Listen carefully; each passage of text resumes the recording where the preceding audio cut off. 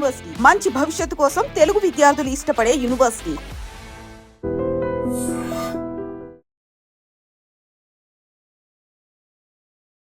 Welcome to I dream. నేను మీ భవ్య. ఇప్పుడు ఆఫ్ఘనిస్తాన్, పాకిస్తాన్ వాళ్ళకి ఒక పెద్ద ఒక బాంబు లాంటిది పేలిందని చెప్పొచ్చు. ఎందుకంటే యుఎస్లో ట్రావెలింగ్ని బ్యాన్ చేశారు వాళ్ళకి. మరి మిగతా కంట్రీస్కి కూడా అలానే బ్యాన్ చేసే అవకాశాలు ఉంటాయా? ఇవన్నీ డీటెయిల్స్ తెలుసుకోవడానికి మన ముందు హైకోర్టు అడ్వకేట్ పృథ్వీరాజ్ సార్ ఉన్నారు. ఆయన అడిగి కంప్లీట్ డీటెయిల్స్ తెలుసుకుందాం. నమస్తే సార్. నమస్తే భవ్య. సార్, ఇప్పుడు నిజంగానే నేను అన్నట్టుగా ఆఫ్ఘనిస్తాన్, పాకిస్తాన్ వాళ్ళకి ట్రావెలింగ్ బ్యాన్ చేశారు.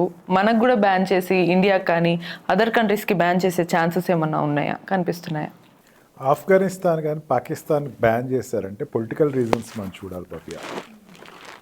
ఆఫ్ఘనిస్తాన్ అండ్ పాకిస్తాన్ ఆర్ అక్కడ సెక్యులర్ కంట్రీస్ కావు.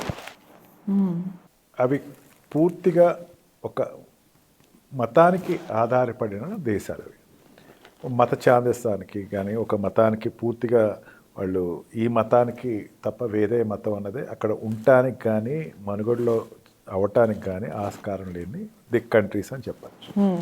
Example Christian countries. US is major Christian country.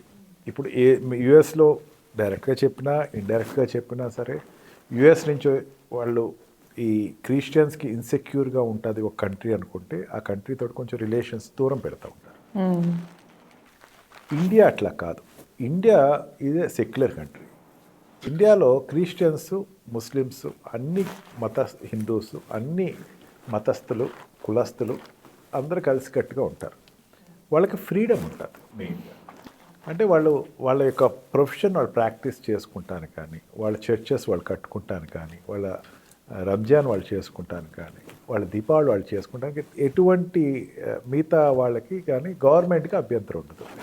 కానీ పాకిస్తాన్, ఆఫ్ఘనిస్తాన్ అట్లా కాదు. అవును. పాకిస్తాన్ అండ్ ఆఫ్ఘనిస్తాన్ పూర్తిగా మత ఛాందస్తులు పరిపాలిస్తున్నటువంటి పరిపాలన. అక్కడ ప్రభుత్వం అన్నది ఈవెన్ ప్రెసిడెంట్ పరిపాలిస్తున్న మ్యాక్సిమం కంట్రోల్ అక్కడ మిలిటరీ చేతిలో ఉంటుంది. మిలిటరీలో ఉండేటువంటి నాయకులందరూ కూడా మత ఛాందస్తులు చెప్పినట్టు చేస్తారు. అందుకంటే సెక్యులర్ కావు. సెక్యులర్ కాని కంట్రీస్ ఇప్పటివరకు ఏంటంటే ఏ అమెరికన్ ప్రెసిడెంట్ కూడా క్వశ్చన్ చేయలేదు. ట్రంప్ వచ్చేసరికి అతను కొంచెం క్రిస్టియన్కి పూర్తిగా అనుకూలంగా ఉన్న వ్యక్తి. అండ్ ఆల్సో ఈ మత ఛాందస్తులు ప్రపంచం మీద పడి దాడి చేస్తున్నారు. అన్ని కంట్రీస్లోనూ వాళ్ళ యొక్క ప్రాబల్యాన్ని పెంచుకోవటం కోసం ప్రయత్నం చేస్తున్నారని నమ్మిన వ్యక్తి. అక్కడ ట్విన్ టవర్స్ని ఏదైతే కూలగొట్టారో ఆ తర్వాత నుంచి అమెరికా కొంచెం అలర్ట్ అయింది. ఈ ముస్లిమ్స్ని కానీ కొన్ని మత ఛాందస్తులు కానీ వాళ్ళ నియమావళి, వాళ్ళ యొక్క నియంత్రణ అన్న దాని మీద ఎక్కువ కాన్సన్ట్రేషన్ పెట్టింది. వాళ్ళు చూస్తుంది. ఈ కంట్రీస్లో పాకిస్తాన్ అండ్ ఆఫ్ఘనిస్తాన్లో వస్తున్నాయి. అక్కడ వాళ్ళ వల్ల మా దేశానికి ముప్పు ఉంది అని ఒక ఉద్దేశంతో ఆ రెండు కంట్రీస్ని బ్యాన్ చేయడానికి ఆల్మోస్ట్ ఆల్ ప్రణాళిక అంతా తయారు చేసుకున్నాడు. అమెరికా ఆఫ్ఘనిస్తాన్, పాకిస్తాన్ చేసేటప్పుడు ఇండియాతో మాత్రం అటువంటి పని చేయదు. ఎందుకంటే అనేక సార్లు ఇండియా అంటే నాకు ఇష్టమైన దేశం అని చెప్పి, ఇండియాతో నా రిలేషన్ బాగుందని చెప్పి, ఈవెన్ చైనానైనా దూరం పెడతాడేమో కానీ ఇండియాని మాత్రం ఆ పరిస్థితిలో తీసుకురాడు. అంతేకాదు ఈ బ్యాన్ అనేది ఎందుకు పెడతాడు? బ్యాన్కి ఒక రీజన్ చెప్తారు. సెక్యూరిటీ అనేది రీజన్ చెప్తారు. నా కంట్రీ సెక్యూరిటీకి నాకు ఆటంకం కలుగుతుంది. పాకిస్తాన్ చేసేటప్పుడు ఎందుకు బ్యాన్ పెట్టారు? ఒసామా బిన్ లాడెన్ అక్కడ దొరికాడు కాబట్టి, అక్కడ వాడిని చంపారు కాబట్టి. ఒసామా బిన్ లాడెన్ చంపాం కాబట్టి అక్కడ ఆటంకవాదులందరూ ఉన్నారు, టెర్రరిస్టులు ఉన్నారు. వాళ్ళందరూ కూడా తాలిబన్స్ కావచ్చు, లేకపోతే ఏదైనా ఈ టెర్రరిస్ట్ గ్రూపులు ఏదైనా కావచ్చు, అక్కడ ఉన్నారు అని చెప్పేసి. ఆఫ్ఘనిస్తాన్ అయితే డిక్లేర్డ్ టెర్రరిస్ట్ కంట్రీ. అక్కడ తాలిబన్సే పరిపాలన చేస్తున్నారు. అంటే అక్కడ టెర్రరిస్టులు ఈ రెండు దేశాల నుంచి వచ్చే వాళ్ళు నా కంట్రీ బ్యాన్ చేస్తున్నాను, నాకు సెక్యూరిటీ ఇబ్బంది ఉంది, ఆ కంట్రీ నుంచి వచ్చి నాకు ఇక్కడ ఏదైనా మాకు ఒక పొలిటికల్గా మాకు ఎవరైనా డిస్టర్బ్ చేస్తే మళ్ళీ ఇబ్బంది అని చెప్పి అక్కడ రెండు కంట్రీస్ని బ్యాన్ చేస్తారు. ఇదే ఫస్ట్ టైం ఏమీ కాదు Bhavya. Previous about 8 to 9 countries బ్యాన్ చేశారు. ప్రీవియస్ టర్మ్, ఇది సెకండ్ టర్మ్ ఉంది. ప్రీవియస్ టర్మ్లో సొమాలియా, ఇరాన్ అండ్ ఈ Somalia, Iran and Sudan, Chechnya అటువంటి కంట్రీస్ని కొంచెం ఈ టెర్రరిస్ట్ గ్రూప్స్ని ప్రోత్సహించే కంట్రీస్ని బ్యాన్ చేశాడు. అప్పుడు సుప్రీంకోర్టులో గొడవ కూడా అయ్యింది.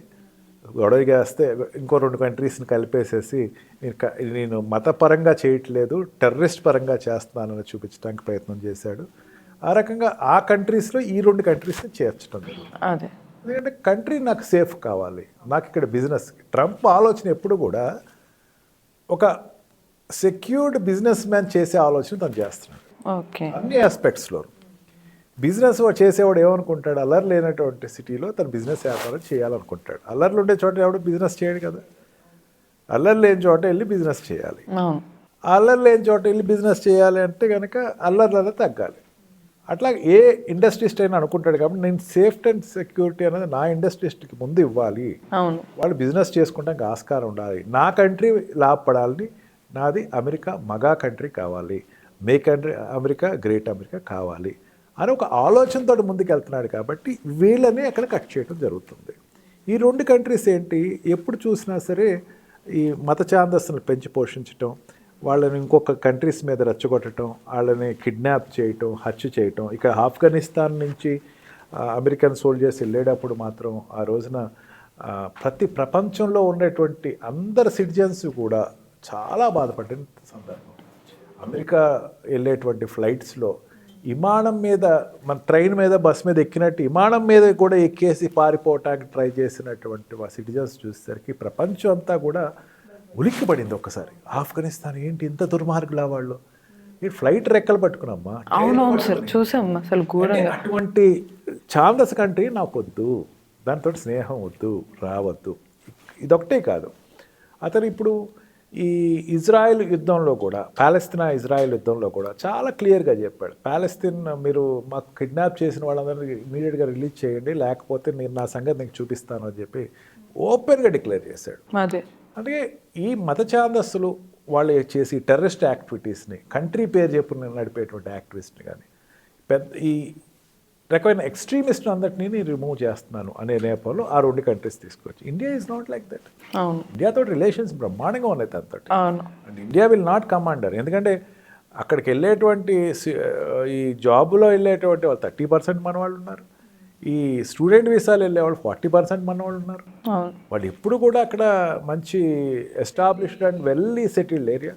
అండ్ ఆల్సో వైస్ ప్రెసిడెంట్ వాళ్ళ వైఫ్ షీజ్ అన్ తెలుగు అమ్మాయి. అండ్ ఆల్సో దట్ తమిళియన్ ఒక అతను, కర్ణాటక ఒక అతను, హీజ్ ఎ మినిస్టర్ దేర్ మొన్నటి వరకు. అంటే relation is very established there. మన దీపావళి వాళ్ళు అఫీషియల్ ఫంక్షన్ చేశారు, దీపావళి వాళ్ళు సెలబ్రేట్ చేసుకుంటారు, అన్నీ బ్రహ్మాండంగా. దసరా సెలబ్రేట్ చేస్తా అని చెప్పి. ఓన్లీ థింగ్ ఏంటంటే కంట్రీని సేఫ్గా ఉంచుకుంటూ బిజినెస్ బాగా నడవాలి, కంట్రీలో ఫైనాన్షియల్ స్టెబిలిటీ ఉండాలి అన్నప్పుడు టెర్రరిజం థాట్స్ ఉన్న ఏ కంట్రీ అయినా సరే ఇన్వాల్వ్ అవ్వడానికి లేదు, రావటానికి, నా కంట్రీకి రావడానికి వీల్లేదు. జాబ్ పేరు మీద మరి ఆల్రెడీ వచ్చిన వాళ్ళు వెళ్ళిపోవడానికి అంటే పంపించే ఛాన్సెస్ వాళ్ళు కూడా పంపించేటువంటి చూస్తాడు తను. ఓకే చేసే పని అదే. నా కంట్రీలో టెర్రరిస్టులు ఉండకూడదు, ఎక్స్ట్రీమిస్టులు ఉండకూడదు. ఎందుకంటే తనకి థ్రెట్ ఉంది, కంట్రీకి థ్రెట్ ఉంది. ఎప్పుడైతే ఈ పాలస్తీనా ఇష్యూస్ మీద తన డైరెక్ట్గా ఇజ్రాయెల్ తోటి సపోర్ట్ ఇస్తున్నాడో ఆటోమేటిక్గా ఏంటంటే తన కంట్రీకి థ్రెట్ ఉంది, తన సిటిజన్స్ థ్రెట్ ఉంది. అందుకని అంటే ముందు కాషియస్గా నేను ఒక నిర్ణయం తీసుకున్నాను అని చెప్పడం కోసం. Okay, nice. సో చూసారు కదా, మనం అంటే ఇండియన్స్ ఎవరు భయపడాల్సిన పని లేదు. అదర్ కంట్రీస్ ఈ టెర్రరిజం థాట్ లేకుండా ఉన్న ఏ కంట్రీ సిటిజన్స్ అయినా సరే భయపడే పని లేదని అయితే మనకు అర్థమవుతుంది. సో ఇటువంటి మరిన్ని ఇన్ఫర్మేటివ్ టాపిక్స్ కోసం కీప్ వాచింగ్ ఏ డ్రీమ్.